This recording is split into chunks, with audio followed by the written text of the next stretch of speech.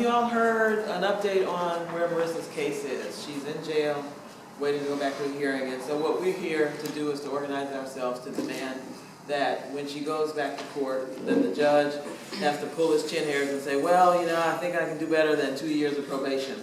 We really want to insist that she be pardoned. We're going to put pressure on Barack Obama because we think he has the political power to do that. The Florida State Legislature to grandmother her into the Marissa's law. I mean, it's such an insult that they would name a law after her and exclude her from being protected, right? So we are in the process of identifying some actions that we can take to really raise awareness and put pressure in ways that are effective to get Marissa out of jail and out of the system completely. So I want to just spend a few minutes to talk about the context, the larger context, because if it was just Marissa's case, it would be a much easier problem to solve, right?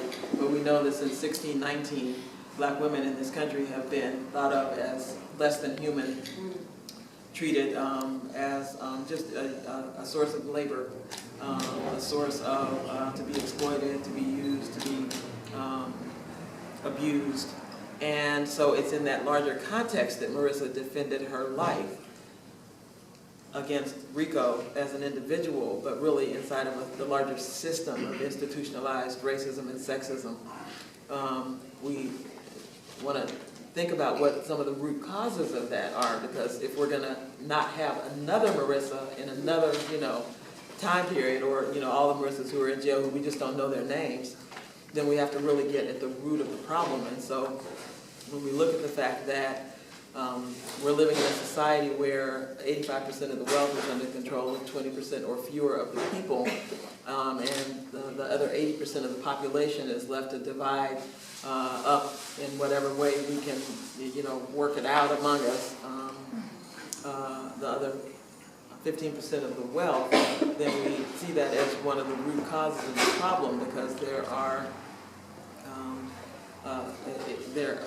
it's systematic in this society. Racism and sexism and transphobia as well are systematic in the society. We can see that in the stereotyping that is done to demean and to degrade the images of black women. We can see it in the racial profiling that happens. We know that it's also institutionalized. We know that the incarceration rate for black women increased like 78% between 1989 and 1994. So there's been this very, very rapid expansion of the prison industrial complex, and we know that that's a piece of what is Angela Corey is standing on, right, to commit this act against Marissa Alexander, is that she's standing on this increased policing and incarceration as a tactic to address the social problems that are created by this maldistribution of wealth. We know that racism and sexism and transphobia are also pervasive in the society. It's been said that Ferguson is everywhere, right? We know that every 28 hours a black man, woman, or child in the U.S. is murdered at the hands of the police, a vigilante, or a security guard. And so Antonio Martin, most recently in Berkeley, Missouri, was murdered. They say he was pulling a gun, but everybody around him said he was pulling his cell phone out to take a picture of the people who were going to murder him, and did. We know that Shelley Fry was murdered in the parking lot of a Walmart in Houston, Texas about 3 weeks ago by an off-duty sheriff deputy who was working at Walmart trying to supplement his income. He thought that she had stolen something, and he approached her, the person she was with, as they were trying to drive off, and they didn't obey, and so he shot Shelley Fry in the neck and killed her on the spot, mother of 2 children. So we know that, again, if it was just Marissa in just Jacksonville, Florida, that would be a much easier problem to solve. We know that racism and sexism is also, is not only systematic and institutionalized and pervasive, it's also routine, right? It's thought of as business as usual. And again, that's part of the ground that Angela Corey is standing on, because she's functioning inside the system. I spoke with Alita Alston Touré, who's one of the lead organizers for the Free Marissa campaign in Jacksonville. And I spoke with her today, and she told me that Jacksonville is actually the home of the electric chair.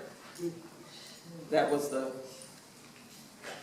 system of putting people to death that they decided to employ when they got tired of hanging people, basically. And so it's, you know, it's a very deeply entrenched kind of racism that exists there, but we all know that it's not only there. You know, we have our own dead here in Berkeley. Anita Gay, a grandmother, was murdered by the Berkeley police about 5 years ago, and just last year, Kayla Moore was murdered by the Berkeley police, transgender woman who was in a mental health crisis. We know that if the police are the first responders in any crisis, it's likely to escalate. But for a person who's in a mental health crisis, it's almost a guarantee that when, you know, 3 or 4 or 5 uniformed officers show up, then it's going to be an escalation. And that's what happened in Kayla's room, and they did basically what the same thing that happened to Eric Garner, which many people have seen the video of the police wrestling him to the ground and then strangling him. So the same thing happened to Kayla Moore. She suffocated under the weight of 4 or 5 or 6 cops, and nothing has come of that. No account has been held. No one has been held to account for the murder of Kayla Moore. And so again, if it was just Marissa, just in Jacksonville, it would be such an easier problem to solve, but it's not. It's institutionalized, it's systematic, it's pervasive, and it's routine. And we have the legacy that we're living with.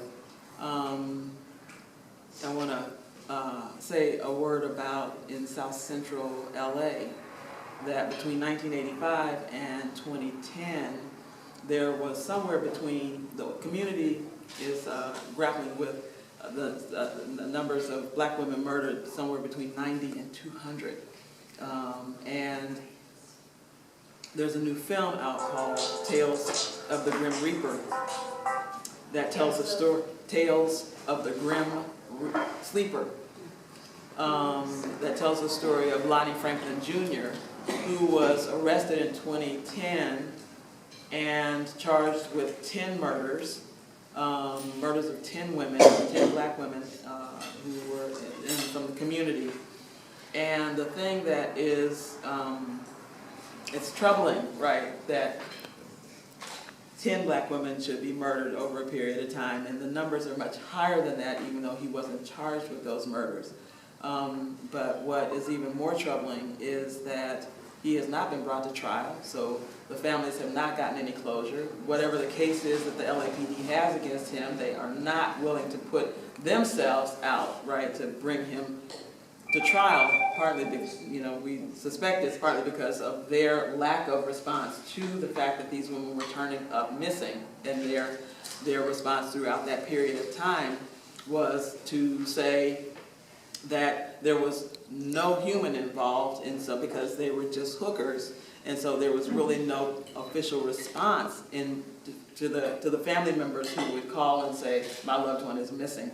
So that's the larger context in which Marissa took it upon herself to defend her own life against a man who had not only hurt her, but threatened to kill her. That, you know, that happened inside of a context. It wasn't like she could call up and say, you know, I need some help here. She had followed the protocol. She had a restraining order. But we know that a restraining order is a piece of paper that should say to the court system, there's a history. It doesn't protect you in the moment that the batterer is there. It really is a legal device that says if you hurt somebody who's been threatening you and you have this evidence that you've gone through the channels, then you should be protected from prosecution. Self-defense is not a crime.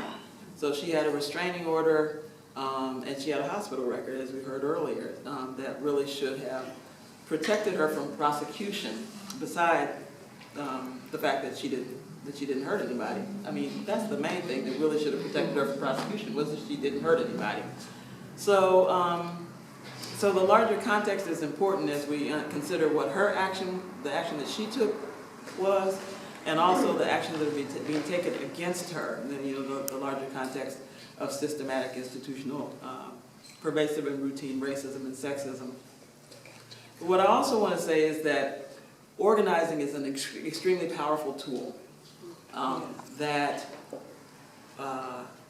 we know that Joanne Little in in the mid-70s, 1974, a black woman who was incarcerated in South Carolina. Charles Allgood was a deputy sheriff who came in and raped her. He had an ice pick, and he forced her to perform fellatio on him. And she stabbed him and fled. It was clear what happened because his body was in her cell, the cell door was open, his pants were down around his knees, and there was semen on his leg. So it was quite clear what had happened. And so when that case got made in court, she was found innocent, even though she had used deadly force to defend herself against a sexual assault.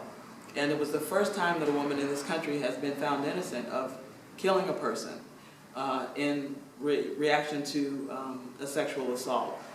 But it didn't happen because she actually had a right to self-defense. It happened because there was a massive organizing effort that across the country people were mobilized, right, to understand what the situation had been. It was, again, another egregious case where it was so clear that here she is incarcerated, right, and the person who's responsible to, in a position of responsibility, is using his power. He's abusing his power over her, and she defended herself successfully, and so she was actually acquitted. So we know that with massive organizing, we actually can force the justice system to act in ways that it is supposed to, then that we can get results out of it that seem like that we sometimes don't get, especially when we're isolated and poor, but that with the kind of organizing that's happening here, which is why the caravan is so exciting and important, that the folks who are going on the caravan are doing this work here to raise consciousness, and then we'll do that all across the country. When they arrive in Jacksonville, I spoke with Alita this morning, and she's excited for you all to arrive. And they have a weekly teach-in at their office in Jacksonville. She said they go on the buses and they leaflet, they walk down the street, they go to the homeless shelters. They talk to everybody about what's happening, and they involve the whole community in this fight to get Marissa Alexander out of jail. And so I just want to thank you all for taking your Sunday afternoon and coming out and sharing food with us and hearing the story. And we're going to call on you to support us in a variety of ways. There are lots of things that you can do to support Marissa having freedom, including go to the website. The National Organizing Campaign has a website, www.freemarissanow.org. It has lots of information, the background, the timelines. It has letters from Marissa. It has the deposition that Luana read with such heart. And also has suggestions about actions that can be taken by individuals and organizations to support the Free Marissa Now, and let her know, Rick Scott, we're coming to get Marissa Alexander out of jail.